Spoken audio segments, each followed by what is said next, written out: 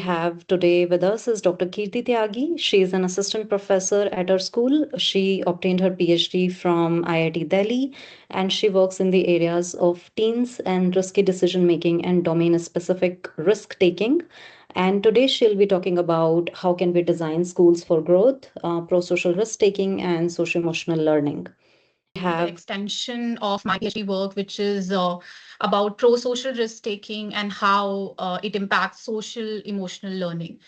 So uh, I'm gonna talk about with the basic idea of pro-social risk-taking and how it can be connected with social and emotional learning, specifically in adolescence, because I work with adolescent-specific population. Okay, so oftentimes within schools, the concept of risk taking is not being encouraged and emphasized, but there are different types of risk behavior which actually builds well-being, inclusion, and resilience for students.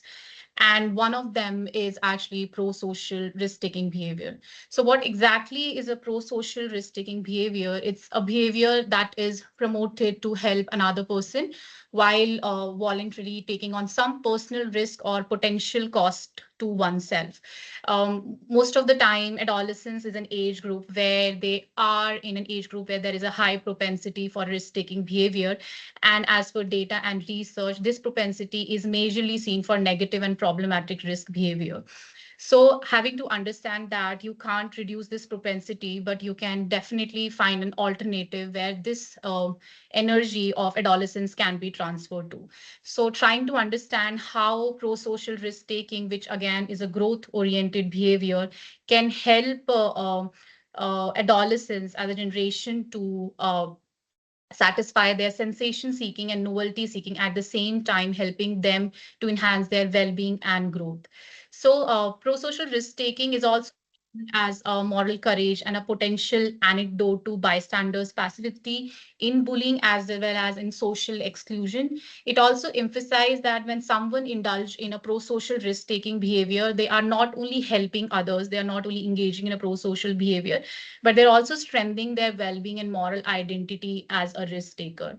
So some of the examples of pro-social risk, and it's not all the inclusive examples, but are speaking up when classmates are mocking somebody, inviting a socially excluded classmate to join your group, or advocating for fairness or inclusion in a classroom debate. Now, how does pro-social risk-taking is specifically related to enhancing social emotional learning? And there are several models of social emotional learning. One of the very well-known model is Castle framework, which talks about 5 components. So pro-social risk-taking provides a real life opportunity for students to practice many of social emotional learning components. But the 3 components that we are specifically, and me and my team is specifically interested in studying is emotion regulation, empathy, and ethical decision making, and how these components are enhanced when somebody indulges in a pro-social risk-taking behavior on a regular basis. So over time, it has been shown that certain engagement in pro-social behavior have been able to enhance social emotion learning, but does it also happens with pro-social risk taking? So my work is trying to explore how pro-social risk taking, that is helping inclusion, speaking up, or trying despite fear, uh, contribute social emotion learning, specifically perspective taking and empathy. In one of our preliminary work, which we conducted in JGU with JGU students, we were able to find that students who were engaging in pro-social risk-taking behavior, they were happened to have higher perspective taking and empathy levels. So we are trying to see whether the same can be extended with adolescents, and what more other variables can be impacted by indulging in a pro-social risk-taking behavior within a classroom environment.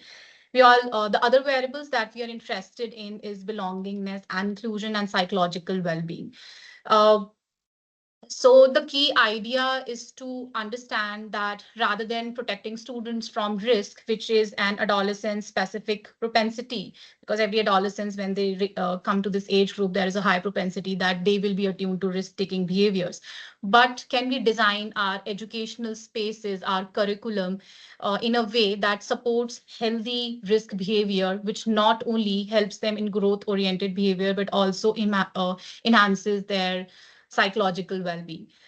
We recently published a theoretical chapter on this where we were trying to understand how we try to incorporate certain case studies of pro-social risk taking and how it is enhancing pro-social risk behavior, but it's just a preliminary work.